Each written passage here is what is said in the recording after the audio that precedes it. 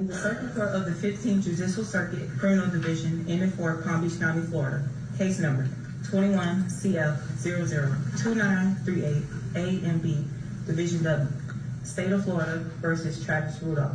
Defendant, verdict. We, the jury, find as follows. As to count 1, we find the defendant not guilty. As to count 2, we find the defendant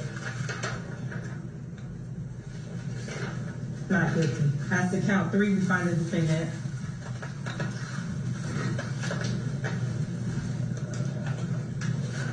not guilty. As to count 4, we find the defendant not guilty. So say we all, the 7th day of June, 2023, in West Palm Beach, County, Florida. Would either side like to have? All right, so shout out to Travis Rudolph, who was found not guilty on 4 shooting charges, including murder. So if you're not familiar with the story, Travis Rudolph, he played wide receiver at Florida State, went undrafted to play with the Giants, and then went over to Miami, to the Dolphins, where he ended up getting hurt towards ACL. But anyways, Travis in Florida, he get into a domestic situation with his girlfriend, and you know how domestic situations go. Got a little physical. She alleged that he slammed her a couple times, and she was pissed off, and she admitted it. The text messages was out there, you know what I mean? So it came about in court. The text messages were read out in court, where after the whole situation happened, she hit her brother up. She sent her brother a text message like, come shoot this nigga shit up. And I'm not saying that's like literally the message that she sent her brother. She sent her brother a message that said, come shoot this nigga shit up. So brother comes to the house with 3 friends, 3 partners, and now he's banging on Travis' door while Travis in the crib chilling. So you got 4 dudes banging on your door, threatening you. Allegedly, one had a weapon. So before Travis even went to the door, the first thing he did was he reached into his gym bag where he keep his gun at, and he grabbed his FN 509. Now, if you're not familiar with the FN 509, that's a hell of a gun. It's a competition style pistol, shoot rifle rounds.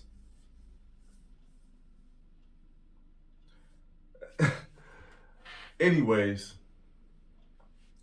he goes to the door, opens the door with his FN 509, in the defense to protect himself. Let's be real. You get into a domestic with your girl, she call her peoples up. Now you got 4 dudes coming banging at your door, to avenge the sister. They coming with violent intentions. Let's just put it out there. It is what it is. They coming with violent intentions. You grab your gun, protect yourself. You go to answer the door, and what happens from there happened from there. So, mind you, Florida is a stand your ground state. Stand your ground state, right? So, yeah, you don't have to be physically attacked first or whatever to shoot your gun. So, stand your ground. Y'all are on his property. Came to avenge the sister. Came for threatening and violent reasons. Yeah, Y'all came for, it is what it is. Y'all came to start some shit. So, Travis Rudolph, being a legal firearm owner, keeping it in his house to protect himself. You got 4 guys coming to bang at your door. You go to answer your door with your gun. Situation ensues. You do what you had to do. And doing what he had to do, unfortunately, your life was taken. Shout out to Florida's legal system, and giving Travis Rudolph the justice he deserved. It was pure self-defense. They tried to argue how many rounds he shot off. It was like 30-something rounds or whatever. And they tried to call that excessive and tried to make it seem like that at that point, because there was so many rounds that was shot off, that this was premeditated or intentional or whatever. Listen, if you ever in a situation, right, you in a situation and you protecting yourself, listen, we talking about Florida now. We're in Florida. Florida doesn't have the same laws that every other state has when it comes to firearms. Like here in New York State, you can only carry 10 rounds in a magazine. In Florida, he probably had a 30-round extendo. You know what I'm saying? Like, you can do that. So the amount of rounds that was shot off shouldn't even matter, because in a heightened sense, you know what I mean, when your adrenaline is pumping, your heart is racing, you know what I mean, your mind is in tunnel vision, it's a blur. You ain't counting, you know what I mean, shots that's going off. You're not counting your shots. You shooting, you chasing your attackers away. You know what I mean? So even if you chase them off the property, you know, you're just in a panic, frantic mode. So if I'm running out the door and they running, I'm still shooting at them or whatever. Like, yeah, like I'm scared. So if I'm scared and I'm also defending myself at the same time, I'm not counting how many rounds is being shot off.